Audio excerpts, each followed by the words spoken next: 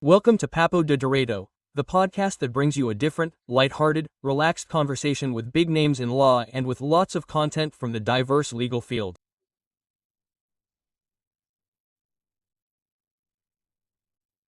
I am Danilo Gaspar, a labor judge at the TRT of the 5th Region, a professor at Verbo Jurídico Legal, and tonight we will have the very special participation of this great lawyer and specialist in labor law, Dr. Adriana Calvo, a counselor at the Association of Labor Lawyers of Sao Paulo, a postdoctorate in law from the USP Law School, a doctorate and master's degree in social relations law from PUC Sao Paulo, a professor of labor law in undergraduate and graduate courses, a labor lawyer with 29 years of experience and the author of several works in our field, especially a fantastic course on labor law.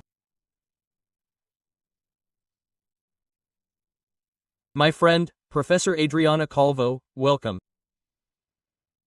Thank you, Danilo. It is a great pleasure to be here with you. My friend, I would like to welcome everyone who is following us. You graduated in Sao Paulo, right? That's right. I'm from Sao Paulo, the city of Sao Paulo. That's really cool. Listen to us a little bit about your career and how you got into the legal profession. So, and this is an interesting question, Danilo. Because actually, before I became a lawyer, I was an English teacher. That's right. So, I started studying English when I was little, like 5, 6 years old.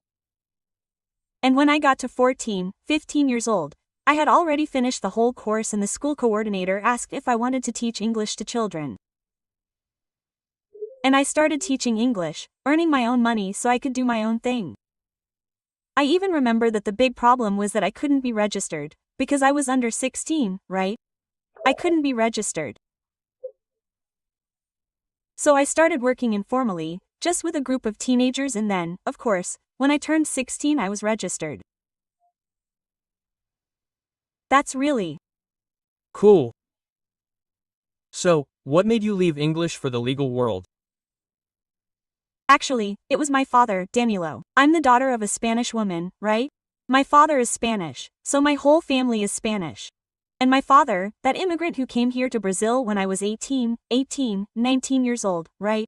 He started working here, he didn't have much opportunity to study.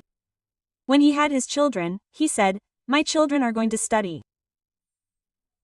And then my father said, "Look, you're too smart to be a teacher, so you're going to have to choose.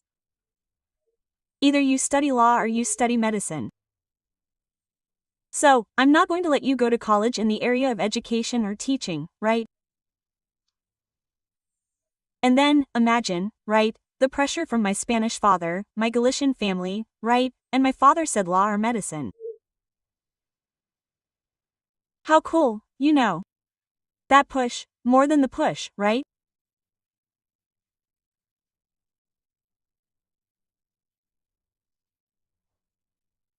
Curiously, that push that doesn't give you that wide range of options, but for what? For everything you've produced so far, my friend, and contributed to law and to the special labor area, I suppose, I imagine that, despite having been that push somewhat directed towards the area, entering law and, especially, the labor area, your smile and your enchantment with law make me certain that you really found your place in the legal area.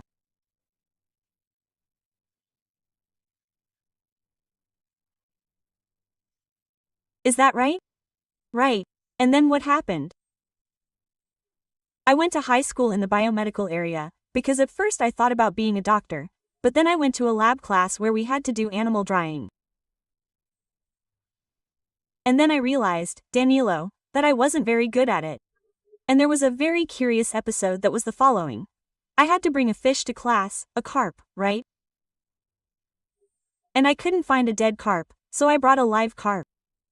It could be live or it could be dead, but it had to be killed in the last 24 hours, right? And then I took the carp with me. Alive! When I got to class, when I looked at the carp looked at me, and I thought, oh, my God, I'm not going to have the courage to kill carp. And then I went to argue with the teacher why we couldn't do it with other types of products that weren't animals and that weren't live animals. And I started to argue. And I remember that the lab teacher, a very serious Japanese guy, looked at me and said, "Nah, No, you're in the wrong field. Go to the law, likes to argue a lot, likes to discuss the rules a lot, you'll make a great lawyer. He said that to me, Danilo. That's Cool. How incredible stories are, right? And then, ask me if I killed the carp. What did I do with the carp? Tell me the end of the story. What did I do with the carp back at the school I studied? I was in the Sao Paulo archaeology school. There was a lake with other fish. I caught it. I didn't attend class. I took the bag with the carp and threw the carp in the lake. And every day I went with my friends in the morning to see where my carp was, if it was growing, how things were going there. I didn't kill the carp. Hey, but come on, you already explained a little bit about how you get into law and how you get into labor law, how you get into the labor area. So, labor law was taught by Professor Ori Mascaro. When I was in college, I studied law there in Sao Paulo, Francisco, at USP, right? Oh, it's funny because at the time I applied to USP for law and I applied to PUC for pedagogy, because I still had doubts about doing something in the teaching field, right? So I told my father, I'm going to apply to law, but I'm also going to apply to pedagogy, right? Obviously I applied to pedagogy and only applied to USP for law. I entered straight from high school, right? I started college. It wasn't much. I thought that what I really wanted was to teach, right? To be a teacher. And then I started college. In the third year we had classes with Mari Mascaro. And then Professor Amari Mascaro. He was an incredible person, right? A person, a human being, speechless.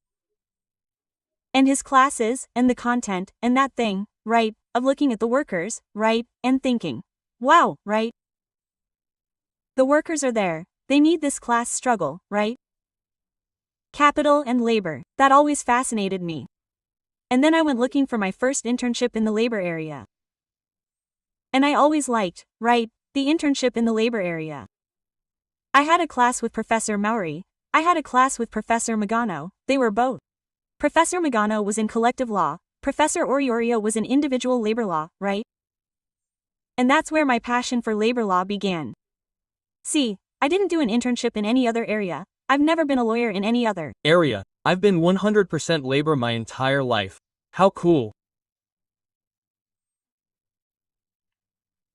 At this point, my story also gets a little mixed up with yours, because, although I did an internship at the beginning of my career in college, in another area, in the civil consumer area, after I started my internship in the labor area, I completely fell in love with labor law and, above all, labor justice.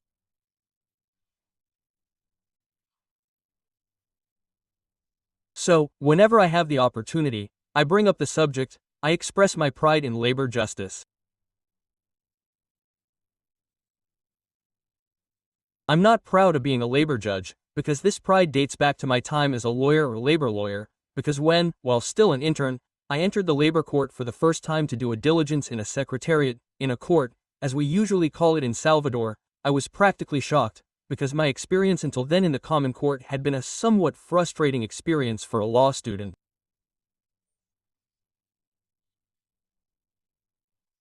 And then when I arrived at the labor court and saw justice being done, I saw the process moving forward, I saw the service and it was welcoming on the part of the employees, the judges saying, wow, this is justice here, maybe the process will happen. And then that's what the labor court represented for that intern who arrived to do a diligence in the court, thinking that he was going to do a diligence just like the ones he had been doing up until then in the common court. It was very rewarding and I am proud to be part of the labor justice system as a lawyer and a judge. I ended up completing my internship in the labor area, labor law, teaching in the labor area and even becoming a labor judge. So it's great when we identify with ourselves and, I usually say, my friend, we are happy and fulfilled in what we do. I think that following your calling and doing what you are passionate about is essential for you to be a good professional, right? So, you used to look at the labor justice system and now you are sitting there as a judge, with the employees, doing that work, right? Very cool. I'm going to make a link here. It wasn't in the script, I wasn't prepared, but it just came to mind.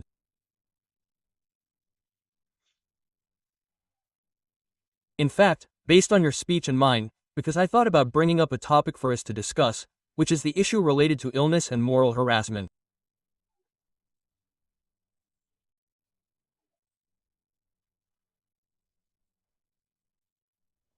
We have been talking about labor relations for a long time, and that is why I am starting to talk about the well-being of workers.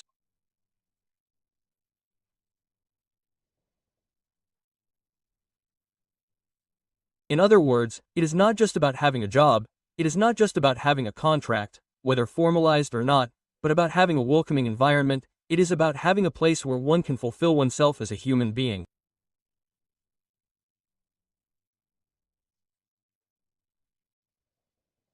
If you could make a link to our talks on this topic and perhaps want to talk a little about the recent changes, about moral harassment, whether in the doctrinal, jurisprudential or legal sphere, I would like to hear from you. Oh, I think I will also make a link with my professional career, right? I think it is interesting. See, when I entered law school and began my internship in the labor area, right at the beginning I went to work as a lawyer in the advisory area of large law firms and I started working with expatriate clients.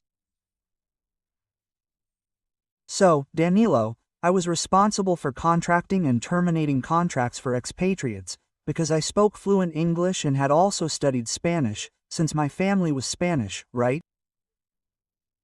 So I had an easy time dealing with foreign clients, and so I spent 10 years working as a lawyer in the consulting area at large law firms here in Sao Paulo. And then I went through a mental health issue and I started to realize that I was experiencing a lot of stress in my job.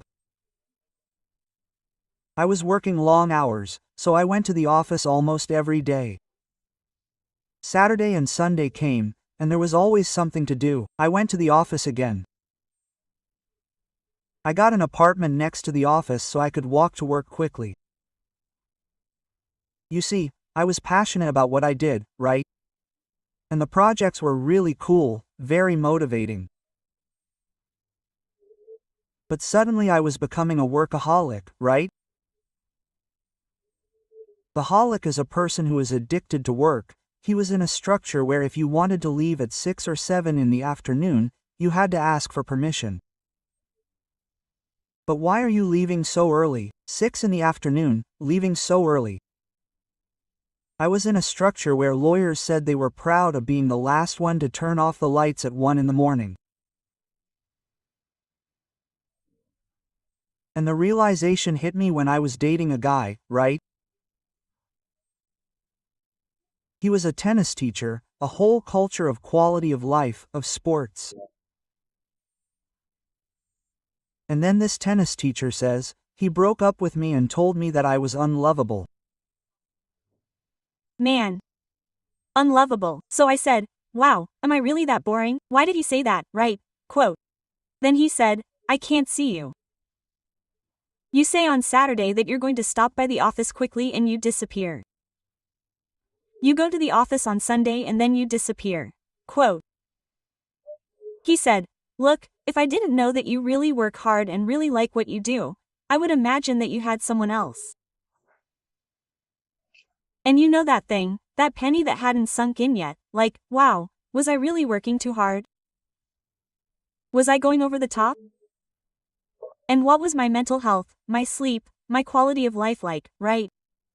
I started to realize that soon I would be single. I wouldn't be able to find a husband, right? If I kept going like this, right, Danilo? That's when I saw a situation that really impacted me. An intern in our area.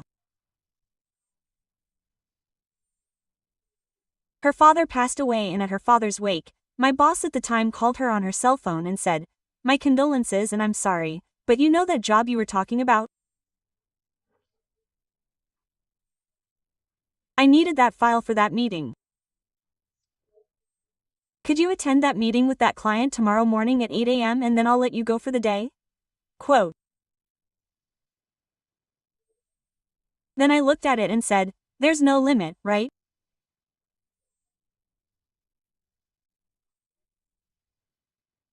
It's mourning, it's family life, it's private life, it's an environment where people end up getting, so focused on work that they end up harming their mental health, right?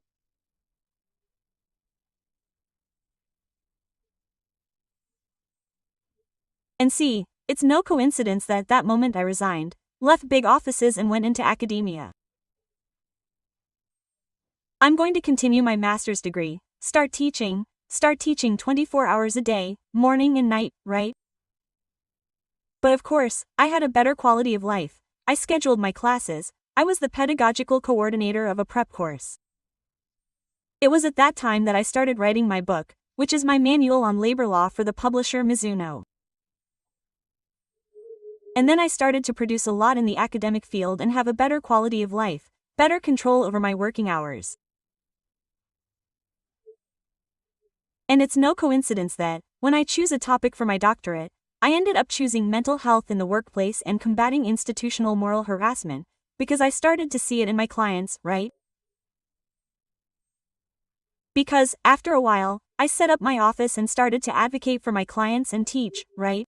That's what I do to this day. I still have my office, right?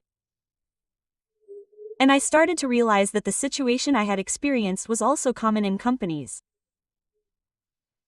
And then I went to study institutional moral harassment. And guess what, Danilo, was the case that inspired me to choose this topic for my doctorate. Something related to law firms or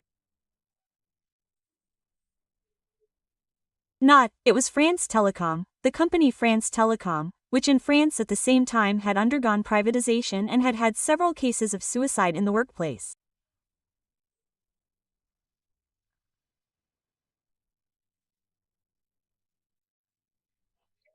It's amazing how things seem to fit together, connect, and that often makes us think, well, it takes us down paths that we thought we wouldn't go down or that we wouldn't get to.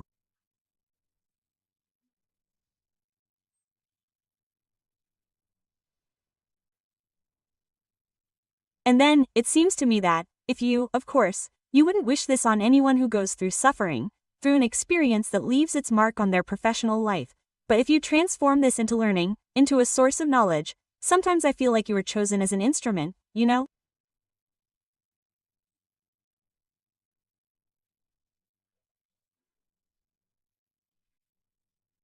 As an instrument so that your message, your experience, reaches society, reaches citizens, so that we can, in some way, first talk about and deal with this important topic such as moral harassment, my work environment, and, second, who knows, maybe, through this speech, the texts, the debates, we can prevent it, right, my friend?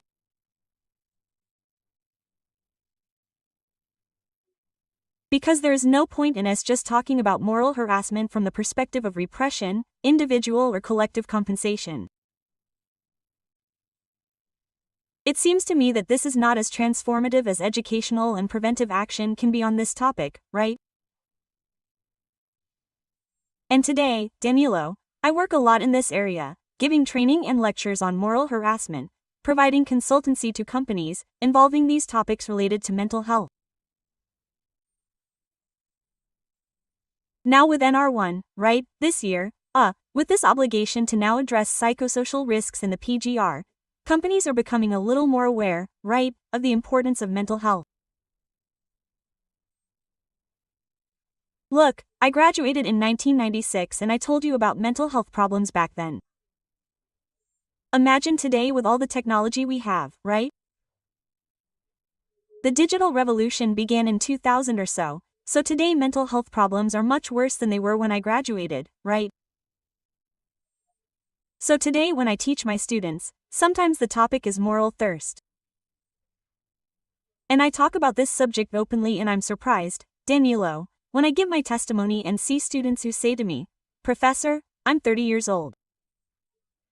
Last week a student said to me, "I'm 30 years old and I had a heart attack." I had a heart attack because I worked 12 to 14 hours a day at the office, a crazy pace, I slept 4 hours a day. So, you see, it doesn't change, things just keep happening again, right? So I always talk about the importance of monitoring our mental health, right? Of being attentive, doing a mental health checkup. I know that there are phases, right, when we end up working more, studying more, right? It's time for a master's thesis, a doctorate, when you need to finish the thesis, that week, that month when we go crazy. But that's okay, there are peaks, right? I think peaks are normal, but this is your normal every day. You work 12, 14 hours a day, you sleep. Some people say they sleep 4, 5 hours a night. Oh, I feel good sleeping 4, 5 hours a night. No, at some point the bill will come, and the bill will be high when it comes, whether in physical health or in mental health. Exactly. So, this topic is a topic that, as I felt in law when I started my career, today I think that in times of digital technology and more difficult times, because I think that today it is much more difficult for those who graduate than it was in my time, right? The competition is much greater, the world is different, the world has changed a lot, right? So, I think that taking care of mental health is essential for any professional who starts their career today, right?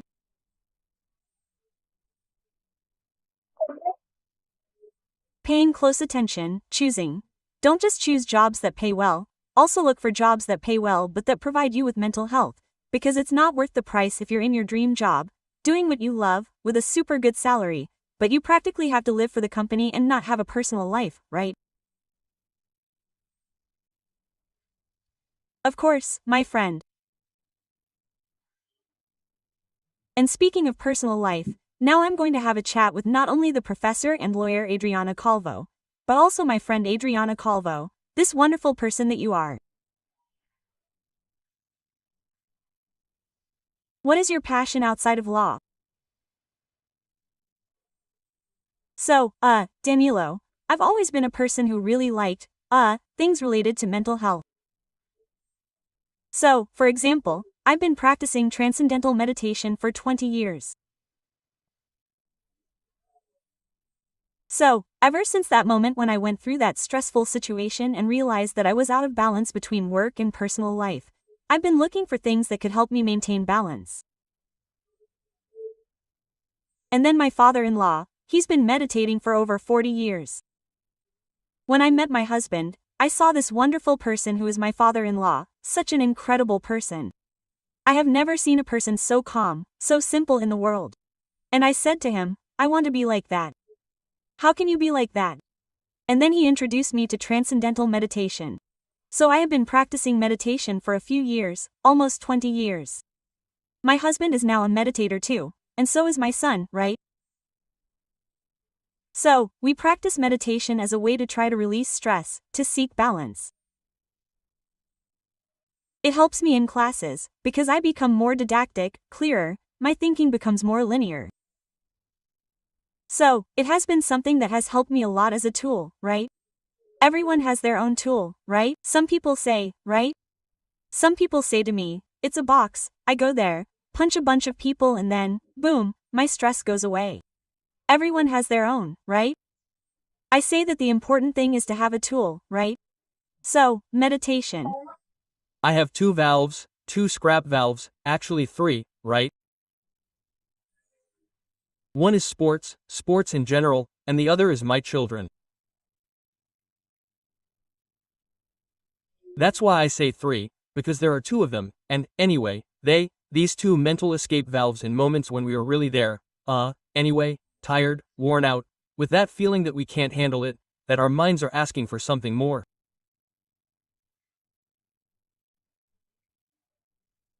And then I turn a lot, to them, both sports and my children, to help me overcome these challenges that life imposes on us. Yeah, family is everything, right? Family is the basis of everything, for sure. And books, my friend, is there any book, thinker, personality from your professional or personal life that you would like to share with us? So, when I was younger, I'll tell you the secret here, Danilo, it won't be much because now it's going to be public, right? I've always been a very good Cupid. I help my friends find boyfriends. There are a lot of people who got married because I had that emollient son who matches that one.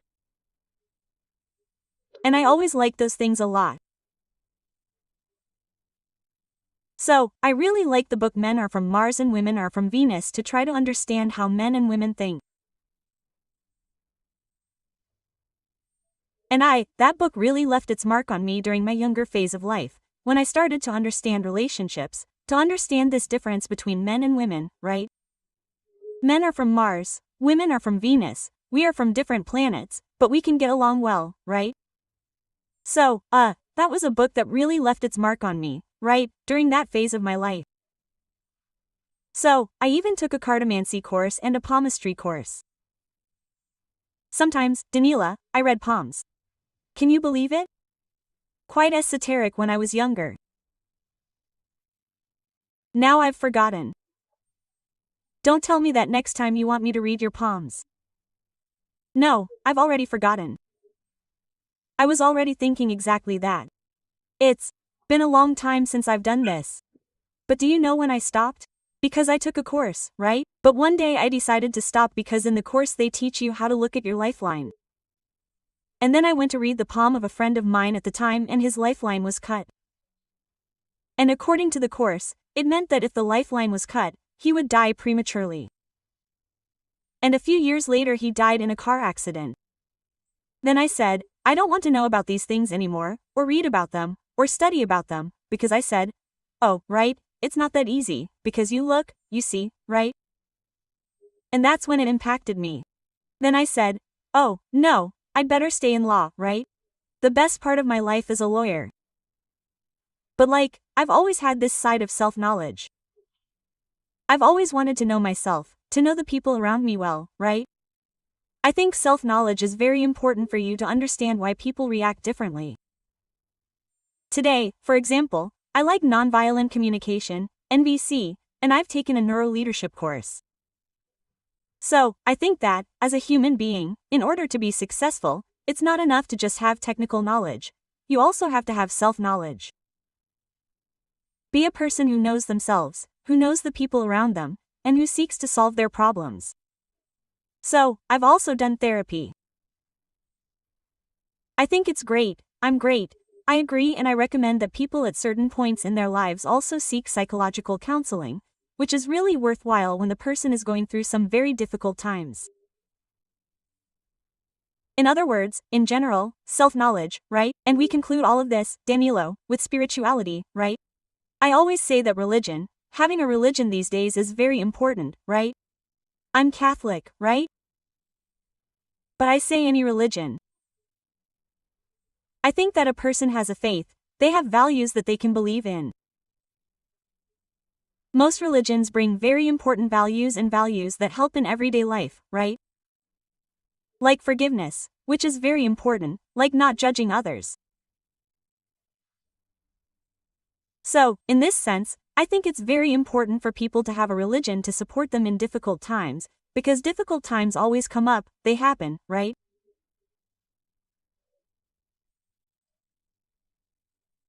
Everyone goes through a difficult phase in their life, the loss of a family member, an unexpected accident in the family, a serious illness that also arrives unexpectedly, right? And you have to have your house built of stone, right? As Jesus said, a house of stone is so that it can really stand firm in times of storms, right? If it's made of sand, the first storm will bring it down, right? So, I think it's also very important for us to have this spiritual foundation for important moments. Respect for people who don't have any religion, right? There are people who aren't so much atheists, and that's fine. But in my life, it's always worked really well and it's always been very important to have faith, right? I really like to pray at times, definitely. And then I imagine why, even though I am not a person of a specific religion, I define myself as ecumenical. And this is a very important characteristic, even for people from Bahia. Bahia is a state, it is an ecumenical hotbed. The washing of the Bom Fim or the Church of Senhor do Bom Fai explains a lot of this. And I am a person of great faith. Faith has always been with me and it helps me a lot to not be fooled by moments of happiness, but there are moments of challenge and suffering that will be eternal.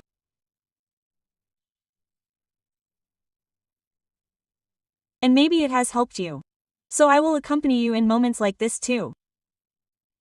And if you feel free to share with us a challenging moment that you have gone through in your life, in your profession, or a moment of extreme joy as well. I think that when we share our story with our audience, in addition to people identifying with or seeing themselves in our shared stories, this can also be useful for someone else when they meet them. So, Danilo, I can tell you that in my professional career I have always been very lucky, right? Things have always happened. One door has opened another, which has opened another. I don't know if the word is luck or if the word is gratitude, because I have always been very grateful for all the opportunities that have come my way in life and I always try to help people. So, if a student comes to me and says they need a case, that they need to do something, I go out of my way to try to help that student without any interest, just to help, right? So I think I have always been very lucky. One door has always opened another, and when one closed, another one opened. So everything has been going well since my master's degree, from my doctorate to my postdoctorate.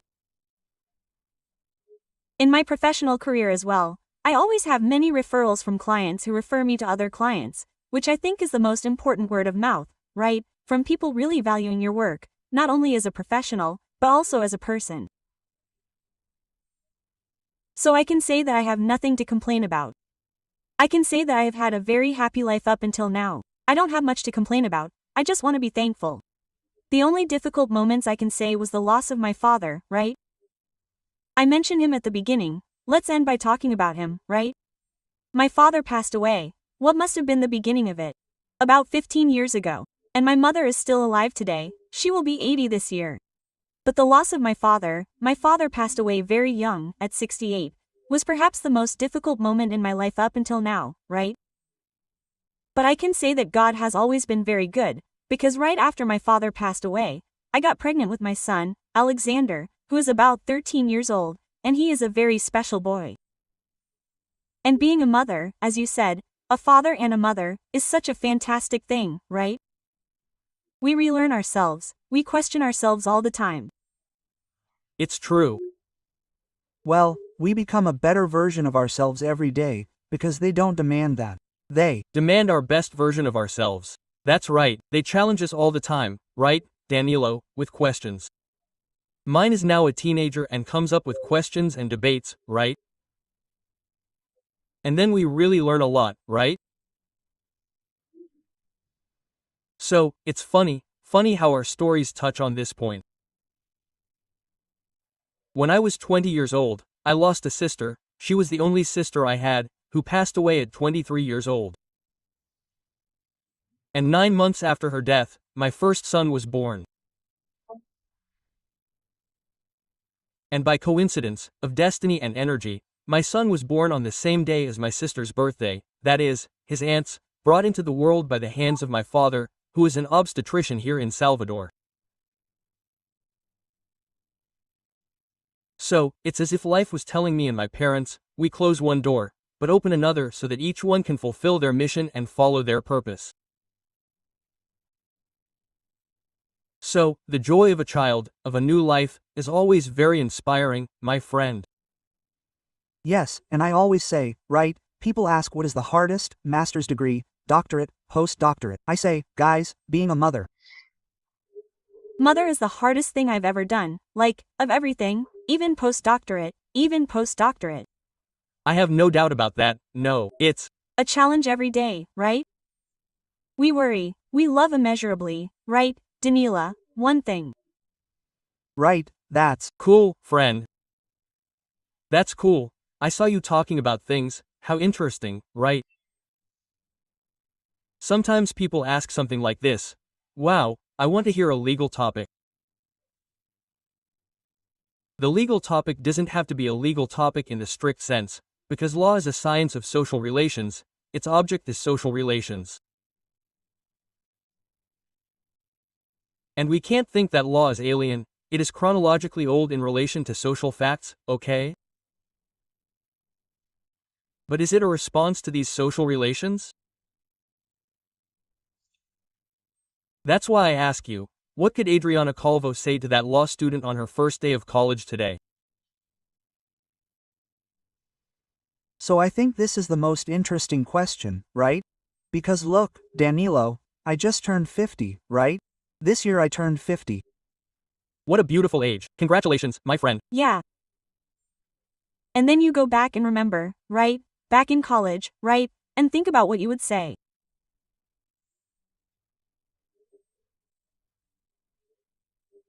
I would say this. I think that at that time, when I entered college, right, I was very concerned about getting it right, about do everything right, get the best grades, because, like, my father, he would say to me like this. When I got a grade of 9, he would say to me, why didn't you get a 10?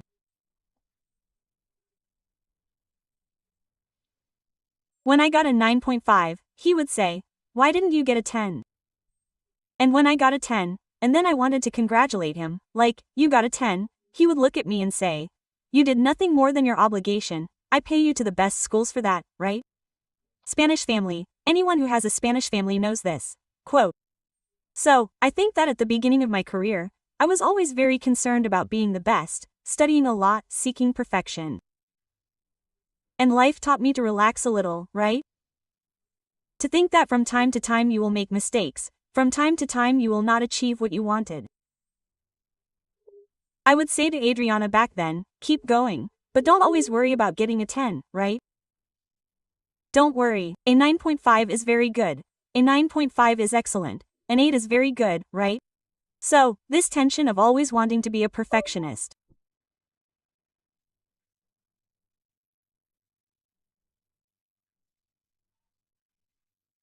I think that although we have understood here, it is the message and the answer to this last question that we had to ask our guest.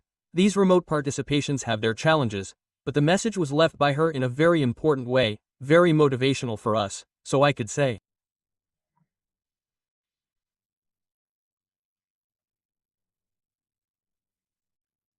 So, with this final message from our guest, I say goodbye to you, thanking everyone who has followed us so far.